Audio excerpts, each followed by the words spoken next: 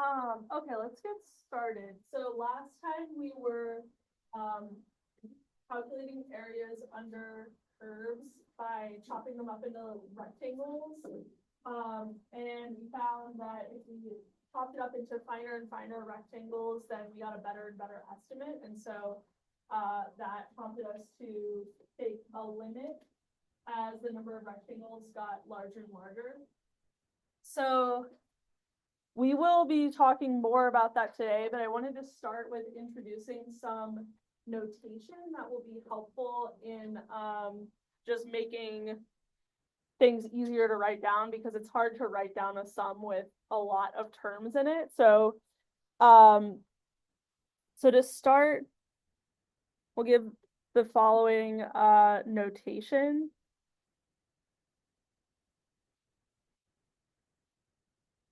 And so this is used for writing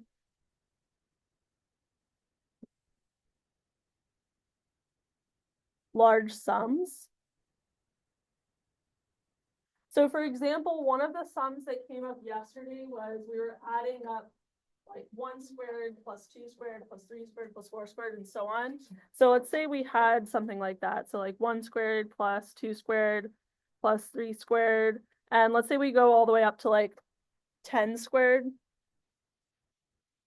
So the way to write this more compactly, I'll just write it down and then I'll sort of explain what the notation means.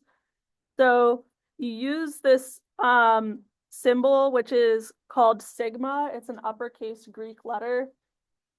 And on the bottom you write, so I'll just do I goes from 1 to 10, I squared.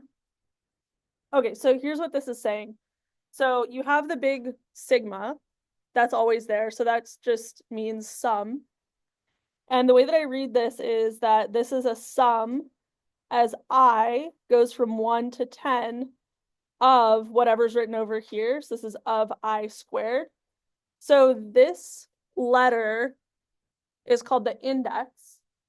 And so what this means is like, I'm going to start at I equals 1, and I'm going to write down, I'm going to plug in I equals 1 here.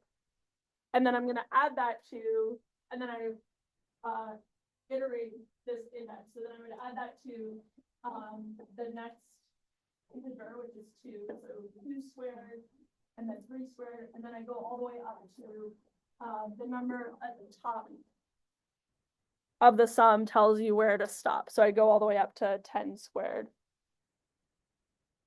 Is this making sense? Okay, so like another example might be the sum as, and you can write any letter you want here. So it's typical to use letters like I and J, but you could also use like N. So maybe N goes from 5 to 100 of N minus 7 or something like that. Okay, so like what would this look like? So I'd start at N equals 5, and then I write down whatever I get in here by plugging in N equals 5. So it would be, oh my gosh, 5 minus 7 plus, and then I do the next one, 6 minus 7 plus 7 minus 7 plus all the way up to 100.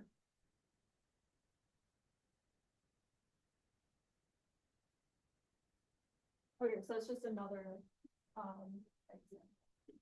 Are there questions about this? Okay, so this is going to be helpful because we were writing down sums with a lot of terms in them, and in particular, we were taking the number of terms to be larger and larger and larger. So this is just going to be more compact and easy to write down. So let me recap now what we were doing yesterday.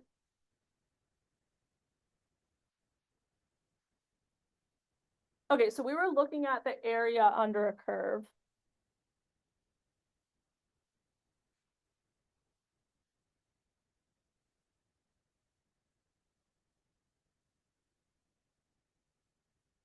and we had the following picture. So we were looking at this over an interval from A to B. And then we have some function f of x, and we want to know what is the area starting at A, going up to B, and in between the x-axis and the function f. So I will color that in. So we want to get this area of this shaded region. And the idea was to slice this up into n strips of equal width, and then to estimate the area of each strip using as a rectangle. So we'll divide the interval from A to B into n pieces of equal width.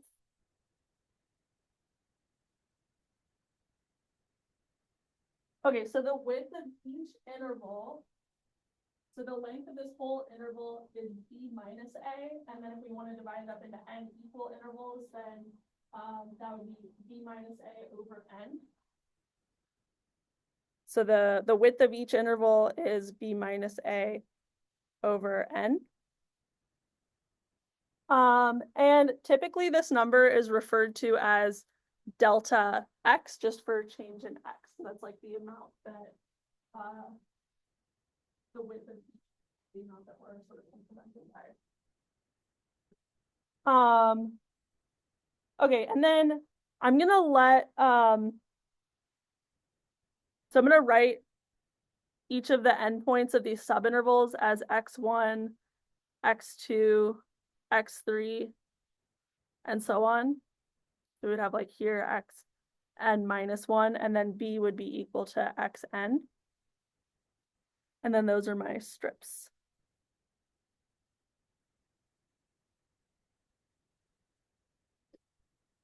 So I'm going to call the endpoints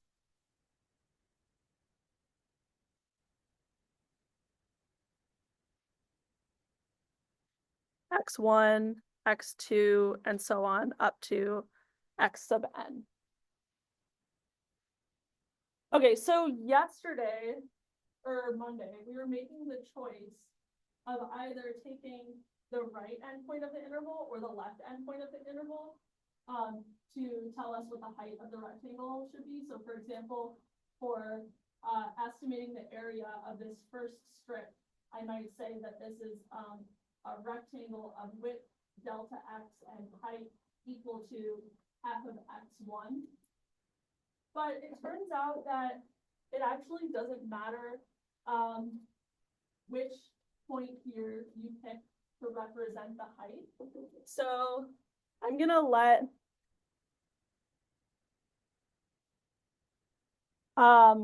x1 star. So I'm gonna just choose sample points from inside of these intervals. So it could be whatever sample points you want. And I'm gonna call those, I made my picture a little bit too scrunched.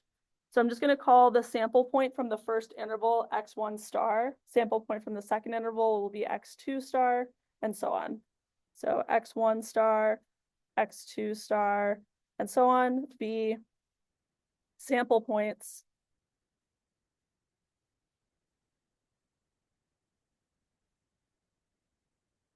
from each interval.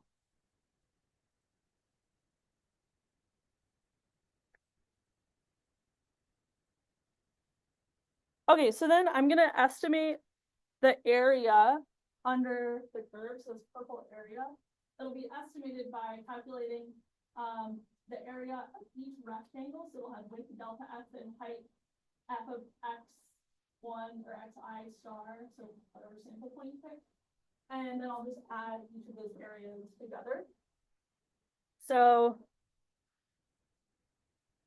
the area, I'll just call it the purple area, is estimated by taking, so for the first interval, it has width delta x, and then it has height equal to f of x1 star. So this is my first rectangle, and that's its base times height. And then the second rectangle also has width delta x, they all do.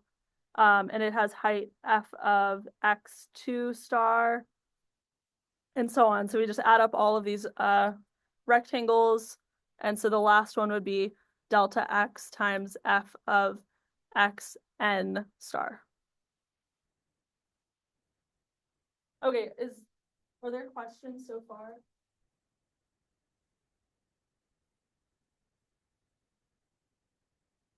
So I can rewrite this sum using sigma notation. So I'll do that here to the right. So using the sigma notation, this would be the sum as I goes from 1 to n. Oops, this should have an x. Of delta x times f of xi star.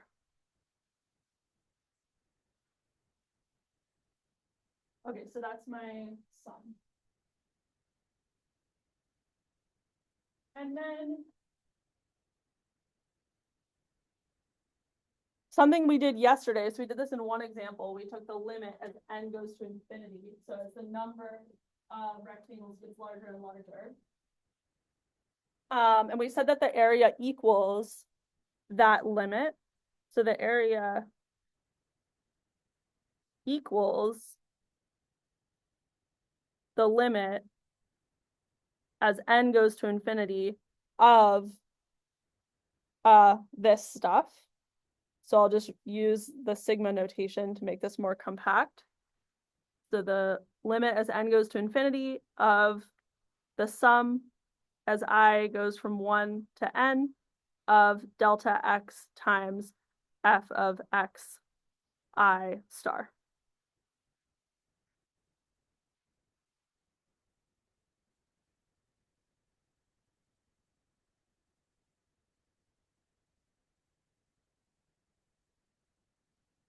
Are you comfortable with this? I think it looks, you know, it has like a lot of weird symbols in it, but I think if you just break down what it's saying, then it makes sense. So we're going to, this quantity and this calculation is important, so it has a special name. So I'll give you that definition.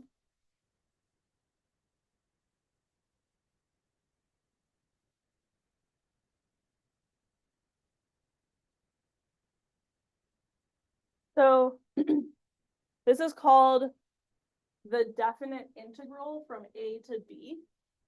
So I'll write all of that down. The definite integral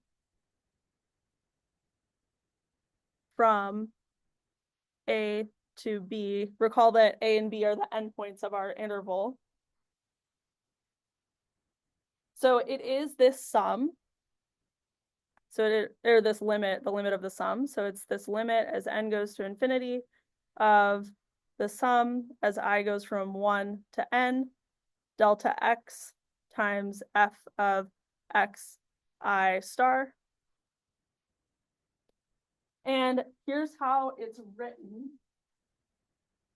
So, and the notation is kind of funny, but there's a memorable reason for it. So you have this symbol, which is just called like the integral symbol. And you start at A and go to B of f of x. And then you always write this dx next to it. I'll explain that. So this weird symbol, they made this up because it's like an elongated S, and S stands for sum. So it's like we're taking a limit of some sum, and so they just made like a really long S. That's where that symbol comes from. This means that we're going to calculate whatever this is, starting at A, that's going to be the left endpoint of our interval, going up to B, and we're doing this for the function f of x. And then this dx, this is just like a symbol that tells you what the variable is that we're integrating over. Right now, we only have one variable ever involved, right? So it might seem weird to include this, but if you go on to future math classes, this function might be a function of x and y, or x, y, and z, or something like that. And so then it will be important to know like what variable I'm considering here. Okay, are there questions? Oh, one like thing that I'll add to this definition. So it could happen that this limit doesn't exist. So we only write this when so provided that this limit exists and gives the same value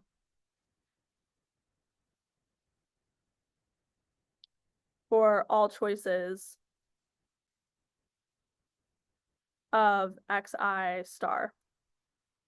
Okay, so this seems really concerning, because how would we ever check that this limit is the same over all choices of xi star? Because that's like just an absurd number of things to check. But we'll immediately have a theorem that tells us like what functions f we can put in here, like what hypotheses we put on the function to make sure that this thing exists. Okay, are there questions? Yeah. When you say gives the same value, it would be the same like the x of I stars? Yeah, so remember yesterday we had like the left version and the right version. So in one of those we took xi stars to be the right endpoints of all the intervals, and in the other one we took the left endpoint of all the intervals. And like the individual sums were different, but then in the limit they went towards the same value. Yeah. Are there other questions? Yeah. So is the case of that not only the either one, yeah, like something in the middle. Yeah.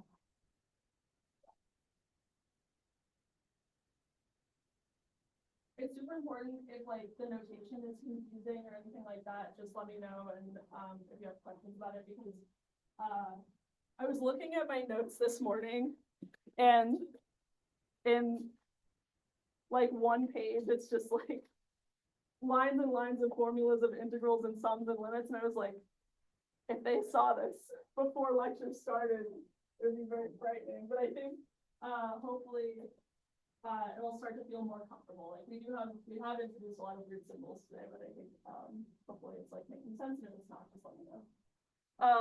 Okay. So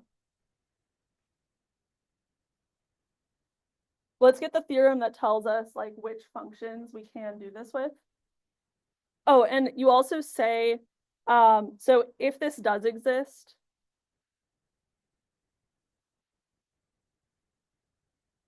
you can say that the function f is integrable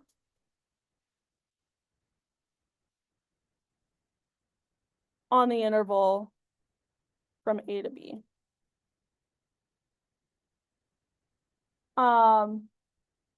Okay, so let's see the theorem.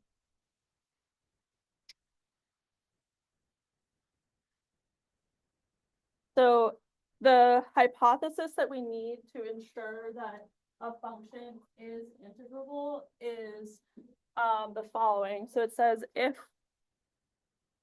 f is continuous on the interval from a to b, that's going to be good. So in that case, f is integrable. Or it can be even weaker. We could just have a finite number of jump discontinuities. So, or if f only has finitely many jump discontinuities,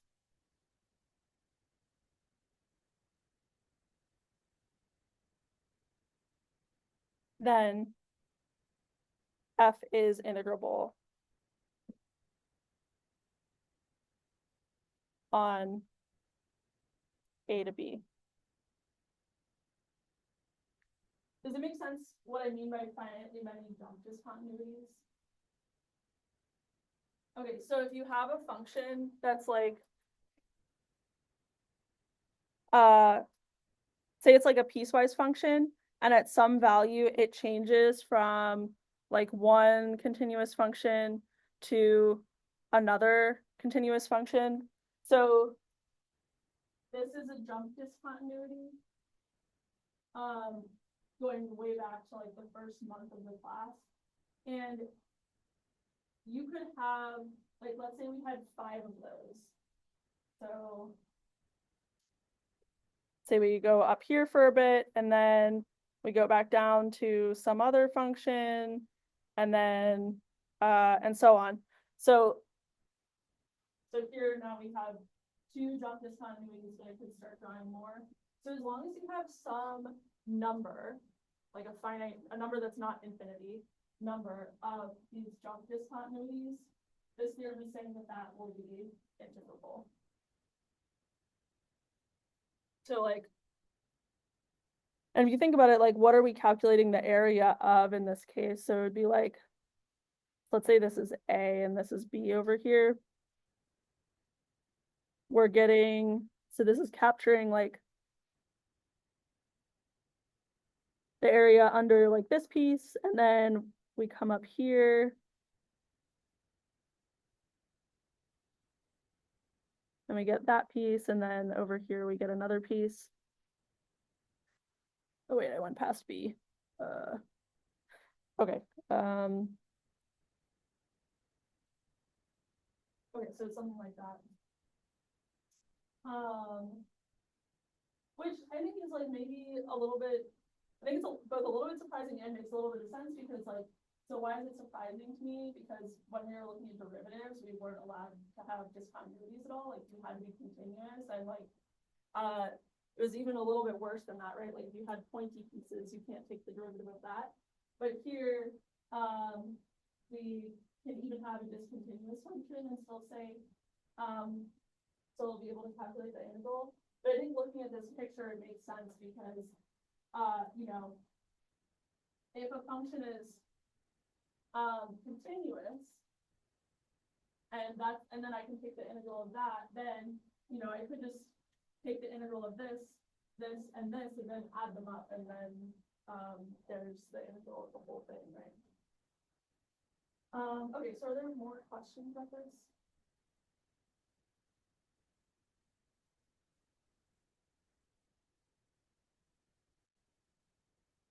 So there's like been a little bluff that you guys haven't called me out on yet, which is that what if the function is negative? So I've been saying that we're calculating like an area under the curve, but what if the curve is below the x-axis? So let's address that point. So what if f is negative? So what is this integral that we've defined? What is this saying now? So if f is positive, or even just non-negative, so if it could be allowed to be 0.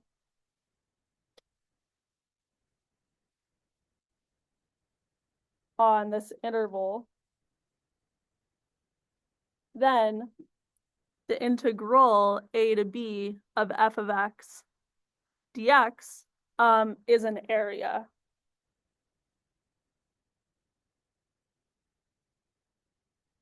If it's negative,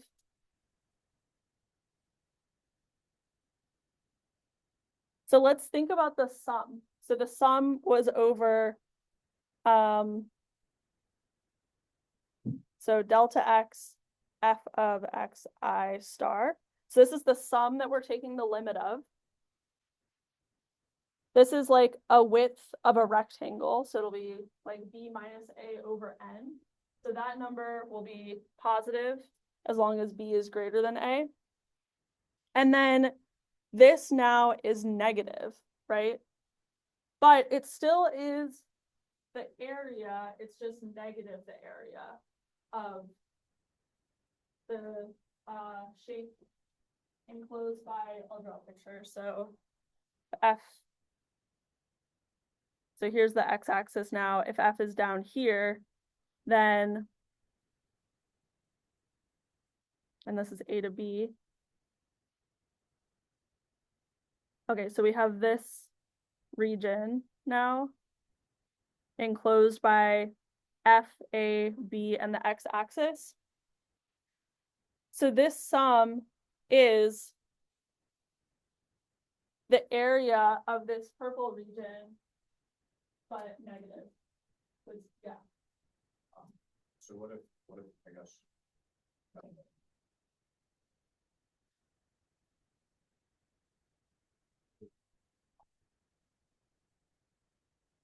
Yeah, so it's gonna add the positive area and subtract the negative area. So like a sign for everything. Yeah, so yeah, that's a good example. So, so like, just from this information, we can say the integral from 0 to say 2 pi of sine x dx is 0. Yeah. Because it'll have like, well, maybe we haven't proved this, but hopefully we find it believable that like, that has the same area as that, right? And those two will cancel each other out. Okay, yeah, so I'll finish writing what this is. So this is equal to -1 times the area of the purple region. So then if your function has positive and negative values, the integral is sort of like an aggregate area where you're adding the positive areas.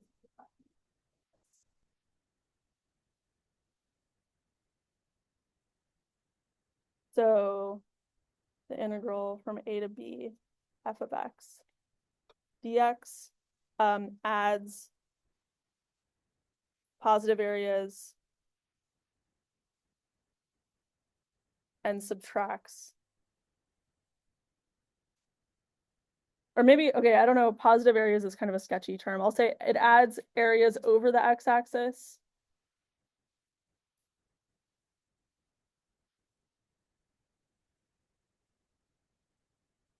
And then it subtracts the areas below the x-axis.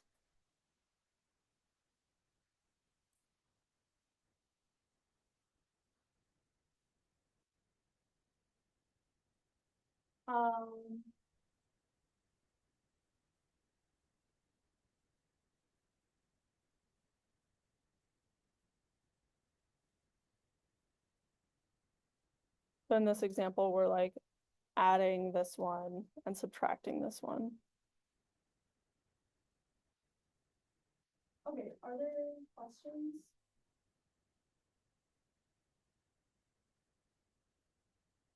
Yeah.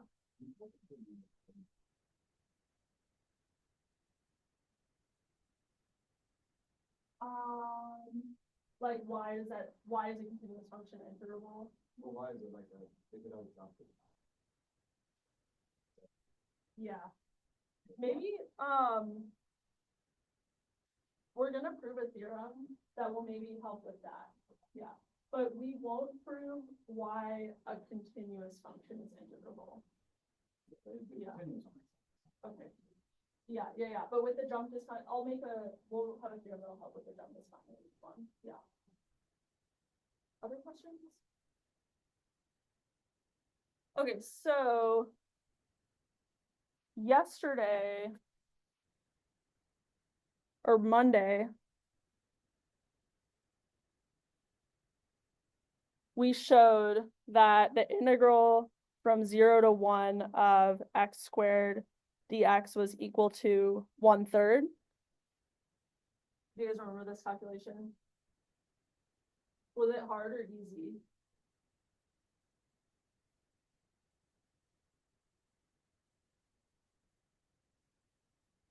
I think it was like a little bit hard. It maybe wasn't as bad as collapsing collections, right? But it was like we had to invoke some other fact about like sums of numbers in order to calculate this. Like the limit was a little bit tricky. So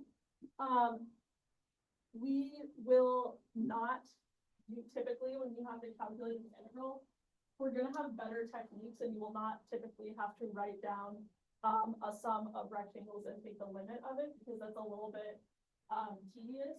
And so what we're gonna do now is start giving you like integral laws similar to when we had like derivative rules and limit laws that will help you be able to calculate integrals without having to go all the way back to sums of rectangles.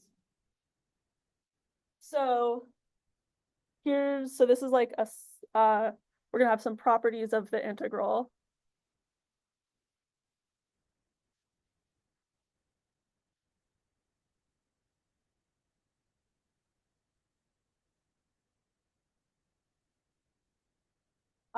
Okay, so the first one is that the integral from a to b of f of x dx is equal to minus the integral from b to a of f of x dx. Okay, so here, like, what is the difference between these two things? I switched the order of a and b. So when we were thinking about this in terms of areas, it made sense that, you know, I give you an interval from a to b, then you want your integral to start at a and end at b. But the definition that we wrote down just in terms of sums didn't really require that b or a was larger. So let me just like write down what this thing is again. So this is limit as n goes to infinity, sum as I goes from 1 to n of rectangles. So we have delta x, which actually depends on b and a, so I'll write it down. So it's b minus a over n times f of x I star. Right, so if I change the order of a and b in here, that will have the effect of making this entire expression negative of what it used to be. So that's why this is true. So for the proof,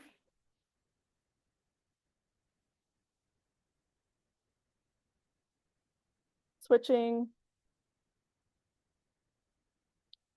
the order of a and b in the sum will change the sign of the whole expression.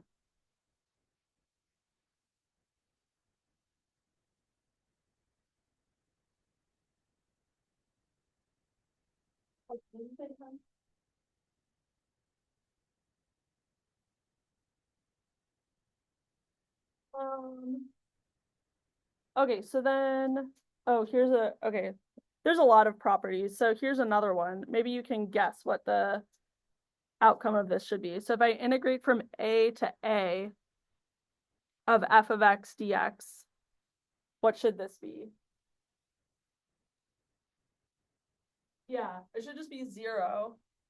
So why is that? So if I just go back to this expression, and stare at this. So if A and B are equal to each other, then delta X is always 0. And so I'm just adding up a bunch of zeros over and over again.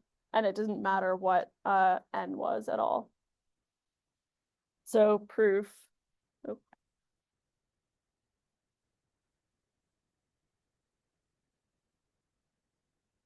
Delta X equals 0. So everything is 0.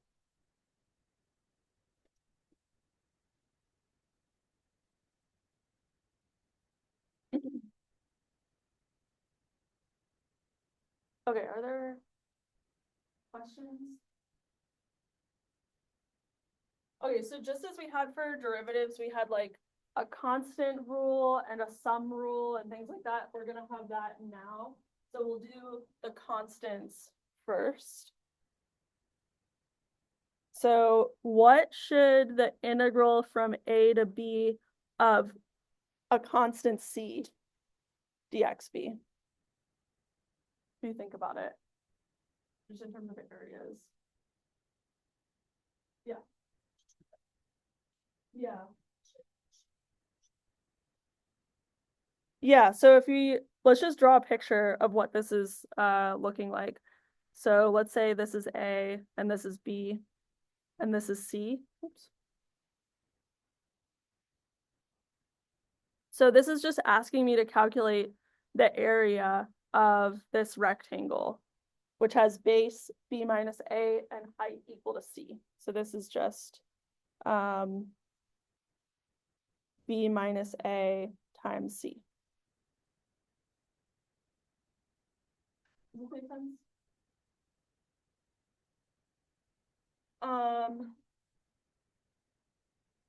Okay, let's do the sum rule.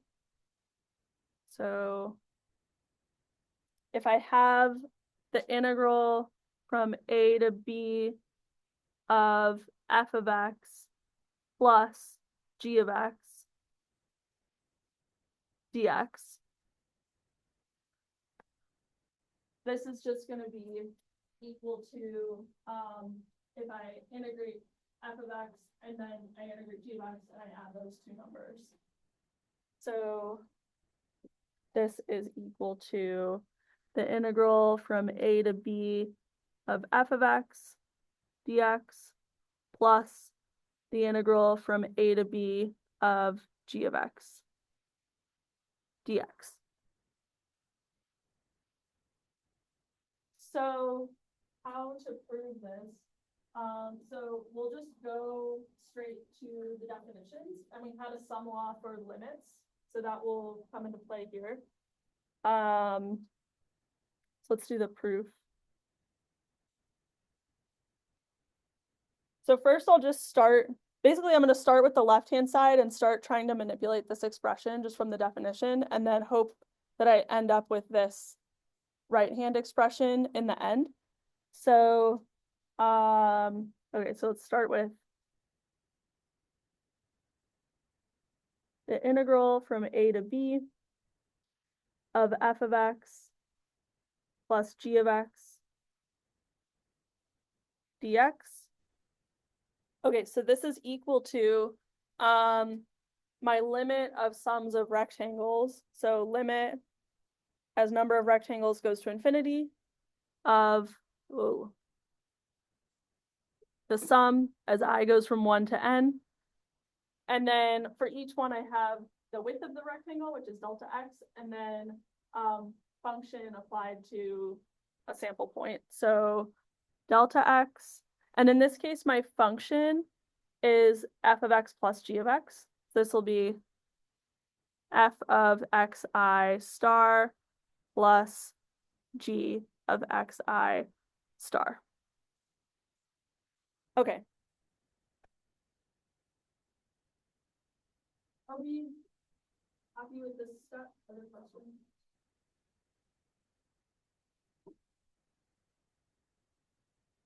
Okay, so then what I'm gonna do is just start trying to break this up. And I know that in the end, I want to see the integral of f of x and the integral of g of x. So what I'll try to do is just start separating this into two separate sums and then eventually two separate limits of sums. So so here's like the first step. I'm gonna separate this into two sums. So I'll have the limit, ignore the limit for now. So on the first thing I'll have is the sum corresponding to f of x. So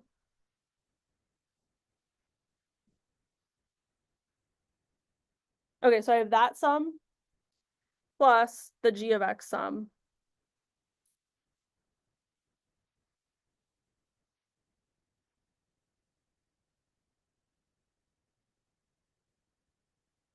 Okay, so why was this allowed? Why can I take this and break it into two separate sums?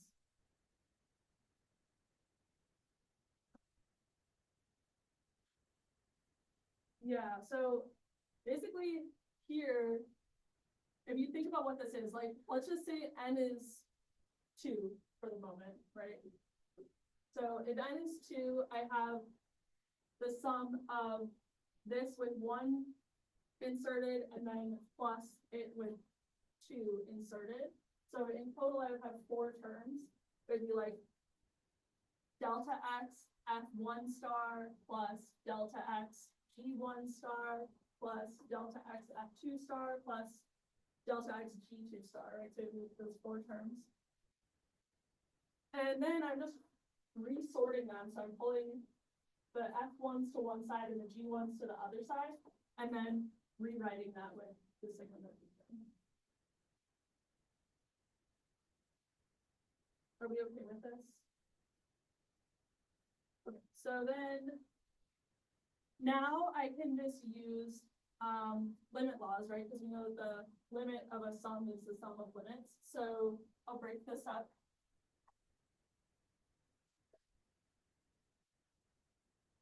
Into two limits.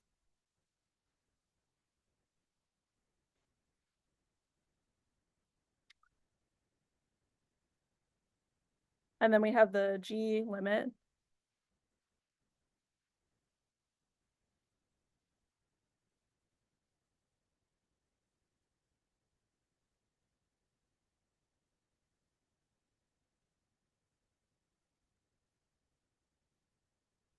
Okay, but now we're happy because each of these, this is just the definition of the integral for f, and this is the same thing but for g. So this is just the integral from a to b f of x dx plus the integral from a to b g of x dx.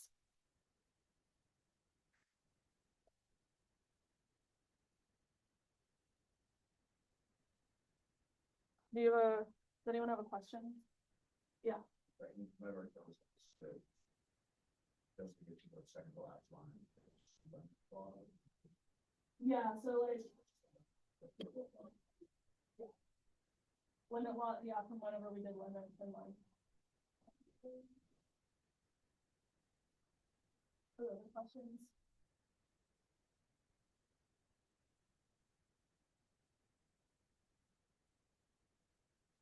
Okay, so we have also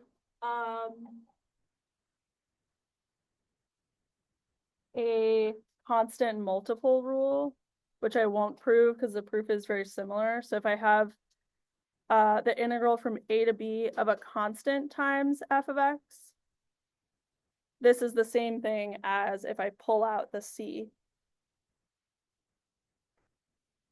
and then do the integral of f of x dx. So the proof of this is pretty similar to the proof that we just did.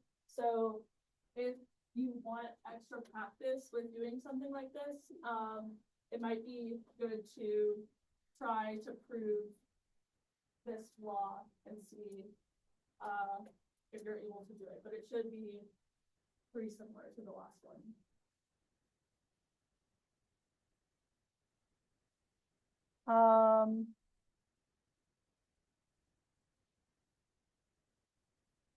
Okay, I'll do one more. So this is really, if you combine the last two, you get the following. So we do the integral from a to b of f of x minus g of x dx, then this is just the difference of the two separate integrals. So this is integral from a to b f of x dx minus the integral from a to b g of x dx.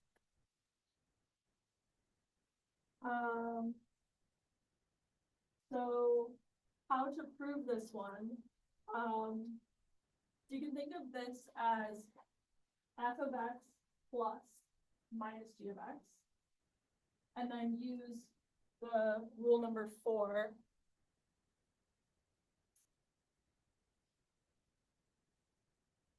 to break it into two integrals. So it'd be integral from a to b f of x dx plus integral from a to b of minus g of x dx. Maybe I should write it. So I'll just write the proof. So the integral, the left-hand thing, which I'll write like this. We know from rule 4 that we can break this up into two integrals.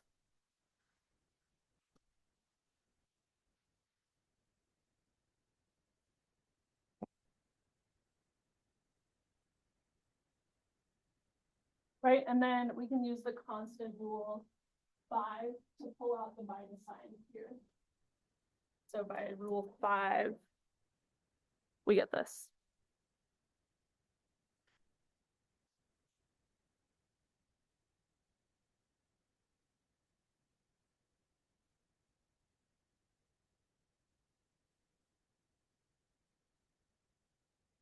Okay, let's do an example.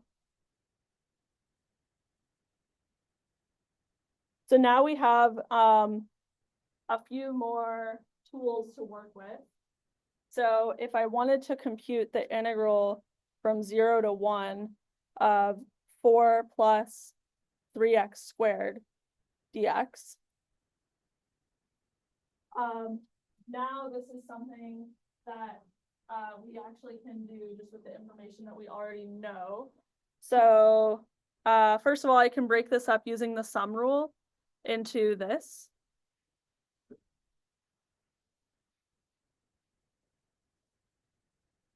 And then what is this one?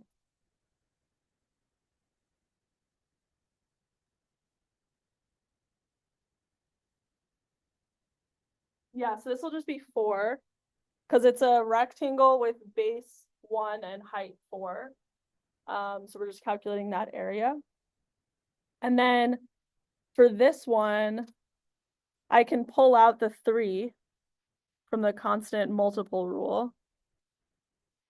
And then we already calculated this integral to be 1/3 by just brute force evaluating that limit. And so now in total, I get that this is 4 plus 3 times 1/3, which is 5.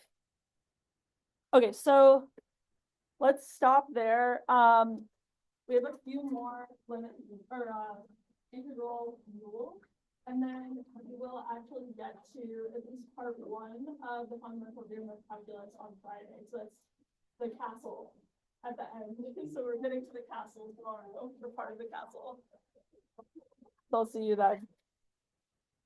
Oh, and by the way, a reminder, you have a midterm next Thursday. So just be aware of that and start planning when you're going to study and things like that.